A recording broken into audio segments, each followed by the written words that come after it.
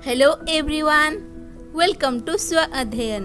मैं संगीता मैम आप सबको स्व अध्ययन पर स्वागत करती हूँ। आज हम पढ़ेंगे कक्षा 7वीं बाल महाभारत कथा के पाठ्य विषय 7वां, 8वां और 9वां दिन। 7वें दिन का युद्ध केंद्रित न था, बल्कि कई मोर्चों पर व्याप्त था। प्रत्येक मोर्चे पर विख्यात वीरों में घमासान युद्ध होता रहा। एक मोर्चे पर अर्जुन के विरुद्ध स्वयं भीष्म डटे हुए थे। एक स्थान पर द्रोणाचार्य और विराट राज में भीषण युद्ध हो रहा था। एक अन्य मोर्चे पर शिखंडी और अश्वत्थामा में लड़ाई हो रही थी। एक स्थान पर धृष्टद्युम्न और दुर्योधन युद्धरत थे। एक और नकुल और सहदेव अपने मामा शल्य पर बाण बरसा रहे थे। दूसरी ओर अवंती के दोनों राजा युद्धमन्यु से लड़ते दिखाई दे रहे थे।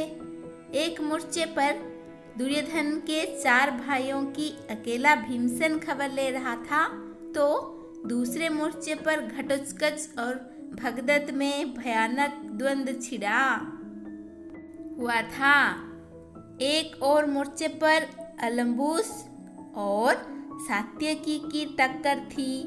युधिष्ठिर का श्रुतायु के साथ द्वंद्व युद्ध हो रहा था, जबकि कृपाचार्य और चेकितान एक अन्य मोर्चे पर लड़ रहे थे।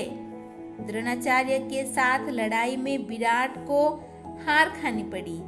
विराट कुमार उत्तर एवं श्वेत पहले ही दिन की लड़ाई में काम आ चुके थे।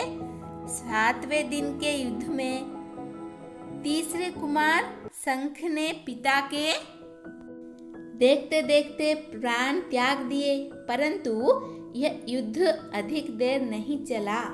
सूरज अस्त होने लगा और युद्ध बंद हुआ।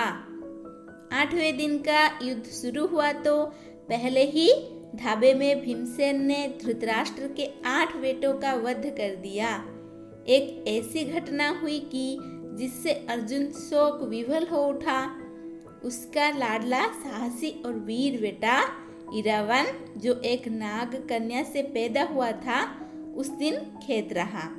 इधर भीमसेन के पुत्र घटोत्कच ने जब देखा कि इरावन मारा गया तो उसने इतने जोर से गर्जना की कि जिससे सारी सेना थर्रा उठी। उसके बाद वह कौरव सेना पर टूट पड़ा और घोर प्रलय मचाने लगा। युधिष्ठिर को लगा कि घटोत्कच पर कोई आफत आई है। उन्होंने तत्काल भीमसेन को घटनास्थल पर भेज दिया। भीमसेन के आ जाने पर तो युद्ध की भयानकता और भी अधिक बढ़ गई, परंतु जल्दी ही सूर्यास्त हो गया और युद्ध बंद हुआ। 9वें दिन के युद्ध में अभिमन्यु और अलम्बुस में घोर संग्राम छिड़ गया। धनंजय के पुत्र ने पिता की ही भांति रणकौशल का परिचय दिया। पांडवों की सेना की पितामह ने उस दिन बड़ी दुर्गत की। यहाँ तक कि अर्जुन और श्री कृष्ण दोनों को ही बड़ी पीड़ा हुई। सैनिक बहुत पीड़ित हो रहे थे। थोड़ी देर में सूर्यास्त हुआ और उस दिन युद्ध बंद कर दिया गया।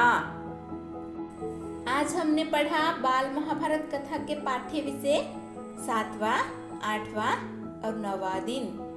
हमारा अगला पाठ्य विषय है भीष्म सरसर्या पर। जानने के लिए हमारे साथ जुड़े रहिए। धन्यवाद। ऐसे ही वीडियो देखने के लिए चैनल को सब्सक्राइब कीजिए। नोटिफिकेशन के लिए बेल आइकन को दबा दीजिए।